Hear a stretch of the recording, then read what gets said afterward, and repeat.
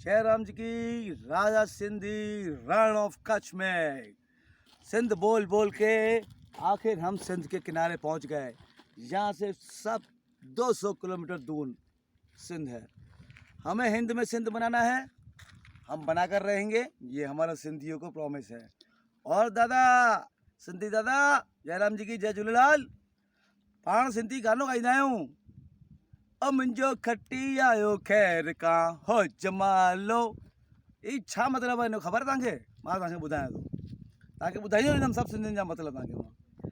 हो जमालो मतिलबु छा आहे कि पाकिस्तान में जॾहिं अंग्रेज़नि सिंधु नदी जे मथां हिकु पुल ठाही, उन पुल मथां जेको बिना पिलर जी पुल ठाही हुई, सखर खां वठी रुड़की ताईं। हाणे उन ते पट्टा विझाइजी विया ट्रेन जा, पर ट्रेन हलण लाइ कई रेडी न। सभु ॾकनि त हिकु जमालुद्दीन जेल में हो, जंहिंखे मौत जी सजा ॾिनल हुई। जमालुद्दीन खां पुछनि, भाई जमालो ट्रेन हलाईंदे? हुनजी मां हलाईंदसि, उनखे त मौत जी सजा हुई, मरी वियो, छा थींदो हुनखे?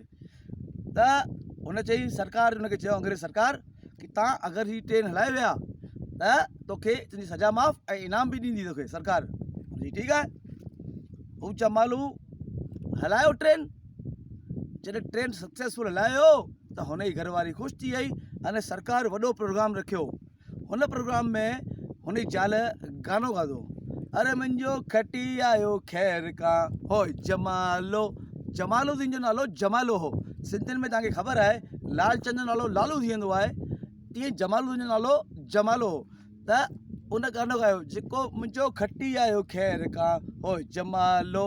ऐं जमालो शीदी हो, हुन वार घुंघरू हुआ, त गाने में शीदी बि शब्द ईंदो अथव। हू चीचे उंगली में सोने जी अंगूठी पाईंदो, त उहो बि ईंदो अथव। हीउ गानो असां सिंधी हिंद पाकिस्तान में सभिनि खां फेमस गानो आहे। हिंदू बि गाईंदा आहिनि ऐं मुस्लमान बि गाईंदा आहिनि। त ई अथव असां हिंदू सिंधी अने मुस्लमान जी एकता केतिरी वॾी आहे। सखर में सिंध में झूलेलाल जो मंदिर आहे, उते मुस्लमान बि वेंदा आहिनि, सिंधी बि वेंदा आहिनि। ऐं तमामु मस्तु कलंदर जेको गानो आहे उहो मुस्लमान बि गाईंदा आहिनि, हिंदू बि गाईंदा आहिनि। त भारत माता में सिंधू ऐं मुस्लिम एकता ठाहे रखो।